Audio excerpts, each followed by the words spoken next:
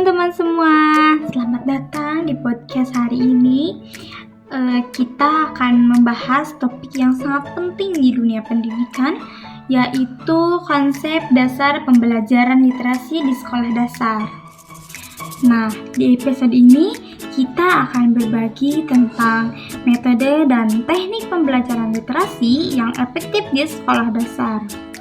Sebagai guru dan orang tua, kita pasti ingin memberikan yang terbaik bagi anak-anak kita, terutama di usia dini dan di usia emas mereka ini.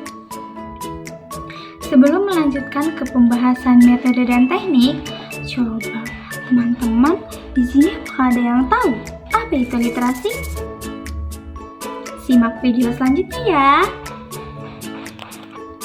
Nah, jadi literasi yaitu keterampilan dasar yang sangat penting bagi anak-anak, dan pengajaran literasi di sekolah dasar menjadi fondasi utama bagi kemampuan baca, menulis, dan berpikir kritis mereka di masa depan.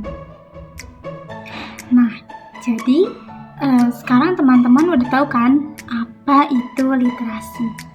Selanjutnya kita ke pembahasan. Langsung aja yuk, kita mulai dari definisi dan pentingnya pembelajaran literasi di SD. Apa saja sih sebenarnya literasi itu, dan kenapa sangat penting untuk diperkenalkan di usia dini ini? Simak video selanjutnya ya. Jadi, literasi bukan hanya soal membaca dan menulis, tapi juga melibatkan kemampuan memahami, menginterpretasikan, dan mengkritisi informasi. Literasi di tingkat sekolah dasar adalah fondasi penting karena merupakan bekal bagi anak-anak untuk mengembangkan kemampuan berpikir kritis, memecahkan masalah, dan mengkomunikasi secara efektif.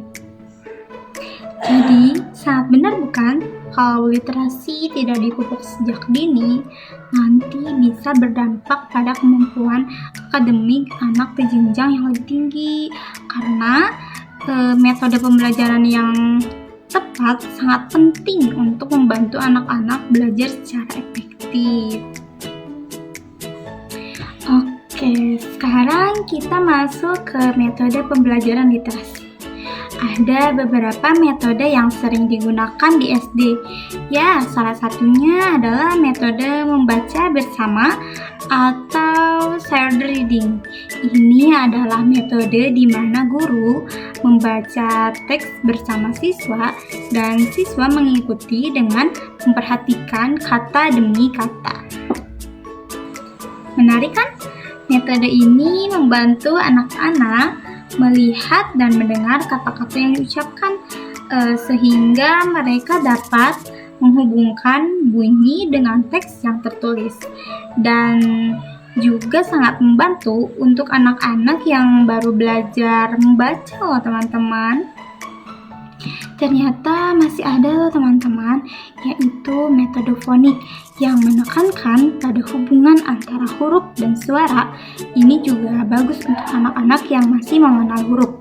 Dengan memahami bunyi setiap huruf, mereka bisa merangkai bunyi-bunyi itu menjadi sebuah kata. Dan selain fonik, ada juga metode bahasa keseluruhan atau bisa disebut whole language approach yang melibatkan anak dalam memahami teks secara menyeluruh. Cocok juga untuk anak-anak yang sudah sedikit mahir membaca karena mereka diajak memahami arti dan makna konteks secara keseluruhan, bukan sekedar kata per kata.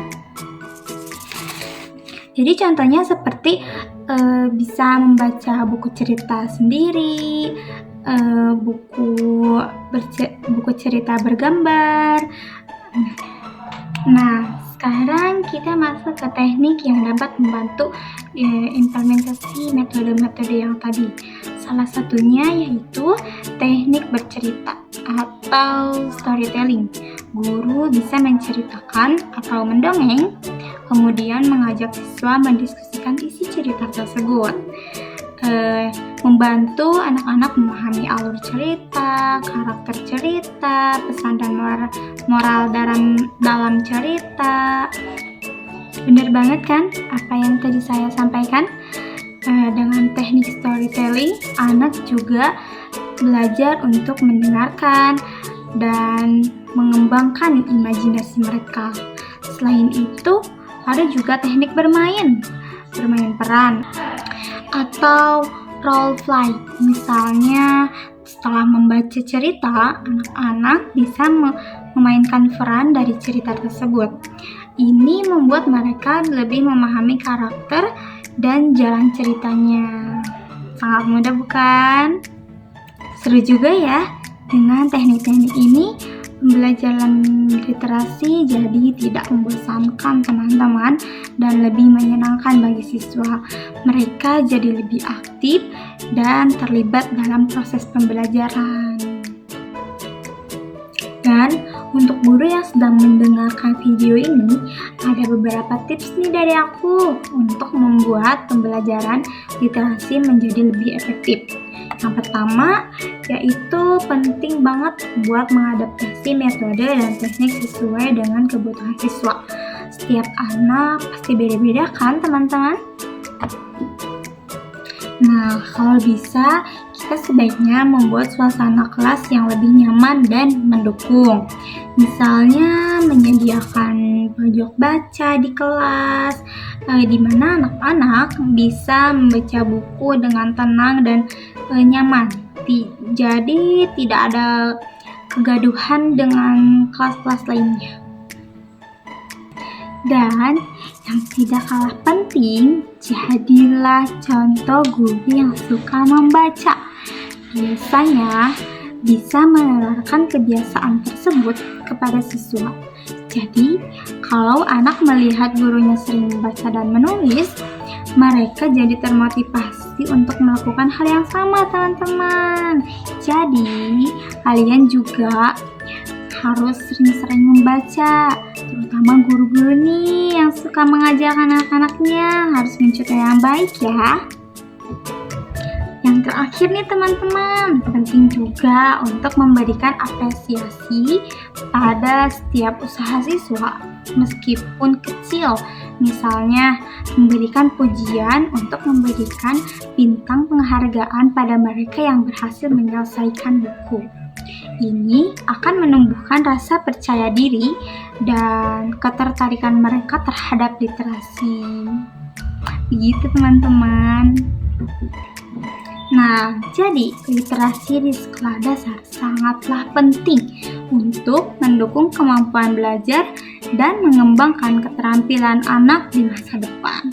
Dan ada banyak metode dan teknik yang bisa digunakan, seperti membaca bersama, metode fonik, storytelling, dan masih banyak lainnya.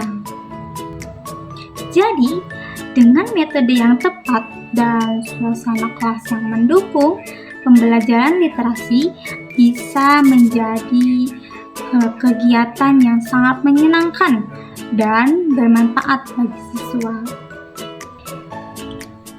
Oke teman-teman, semoga pembahasan kita kali ini bisa membantu kalian untuk menerapkan pembelajaran literasi yang efektif di dalam kelas. Terima kasih sudah mendengarkan podcast kita. Sampai jumpa di episode selanjutnya. Dan jangan lupa untuk terus belajar dan membagi ilmunya ya teman-teman. Sampai jumpa.